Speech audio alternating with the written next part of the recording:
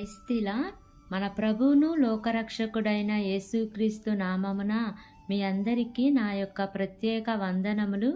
ఈ ఉదయకాల సమయమున దేవుడు మనకిస్తున్నటువంటి వాగ్దానమును చదువుకుందాం. సామెతల గ్రంథము 3వ అధ్యాయము 26వ వచనము. యెహోవా నీకు ఆధారమగును, నీ కాలు చిక్కుపడకుండునట్లు ఆయన నిన్ను కాపాడును. ఆమేన్. దేవునికే మహిమ కలుగును గాక. ఈ ఉదయకాల సమయమున దేవాతి దేవుడు ఈ యొక్క వాగ్దానము ద్వారా మనందరితో మాట్లాడుతూ ఉన్నారు.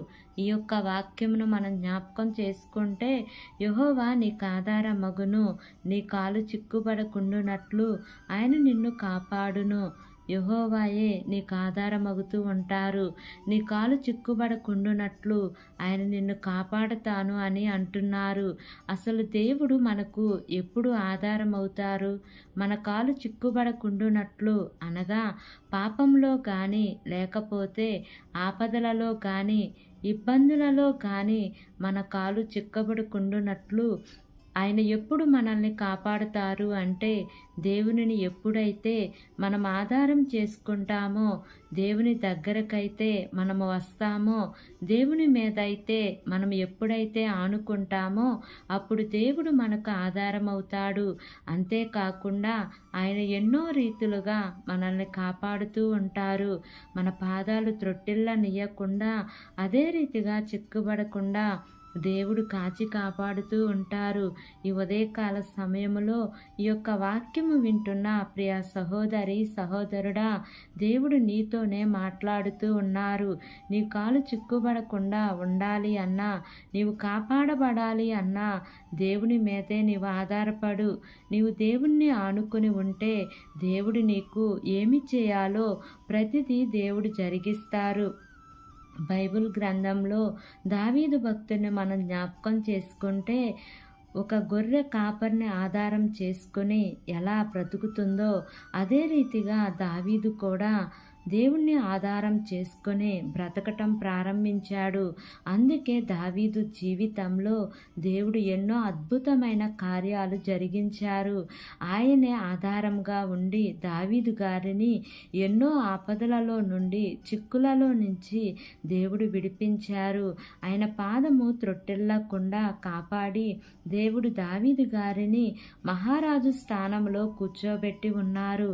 ఈ వాక్యము వింటున్న ప్రియ సహోదరి సహోదరుడా, దావీదు గారు దేవునిని ఎలాగో ఆధారం చేసుకుని ఉన్నారో అదే రీతిగా నీవు దేవుణ్ణి ఆధారం చేసుకో. దేవుడు నీ జీవితంలో అద్భుత కార్యములను, ఆశ్చర్య కార్యములను జరిగిస్తారు. కాబట్టి ఈ వాగ్దానము మనందరి జీవితములలో నెరవేర్చబడును గాక.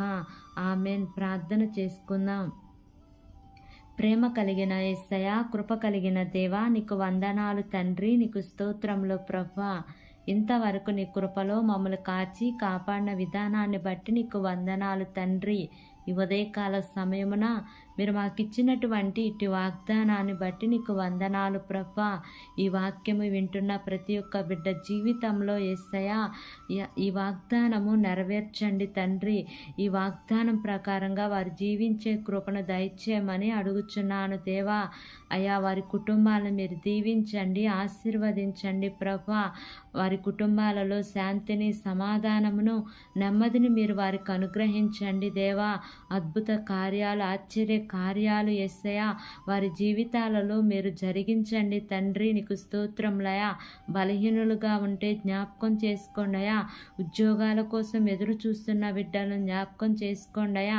గర్భవతులుగా ఉన్న బిడ్డలను జ్ఞాపకం చేసుకోండియా. గర్భఫలాల కోసం ఎదురు చూస్తున్న బిడ్డలను జ్ఞాపకం చేసుకోండియా. వివాహాల కోసం ఎదురు చూస్తున్న బిడ్డలను జ్ఞాపకం చేసుకోండియా. చదువుకుంటున్న బిడ్డలను జ్ఞాపకం చేసుకోండి యేసయ్యా. కోర్టు కేసులతో బాధపడుతున్న వారిని జ్ఞాపకం చేసుకోండియా. గృహాలు లేని వారి కోసం ప్రార్థన చేస్తున్నాను యేసయ్యా. వారందరి యొక్క అవసరతలు, అక్కర్లు అన్నీ కూడా మీరు ఎరిగిన దేవుడు నీవే కదా తండ్రి.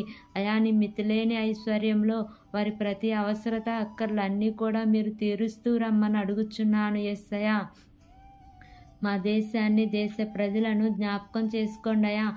వారు ఏ పని చేస్తున్నాను సఫలతను మీరు వారికి అనుగ్రహించండి తండ్రి. వారి ప్రయాణాల్లో క్షేమాన్ని ఇవ్వండి తండ్రి. మార్గమధ్యంలో నీ దేవదూతల కాపుదల నీ ప్రియబిడ్డలకు తోడుగా ఉంచండి తండ్రి. నీకు స్తోత్రములయ్యా. వారందరికీ మంచి ఆరోగ్యమును దయచేయమని మిమ్మల్ని వేడుకుంటున్నానయ్యా. నా ప్రార్థన ఆలకించి అంగీకరించమని నజరేయుడైన యేసు అతి పరిశుద్ధ నామమున అడిగి వేడుకుని పొంది ఉన్నాము తండ్రి. Amen, amen, amen. Praise the Lord. God bless you all.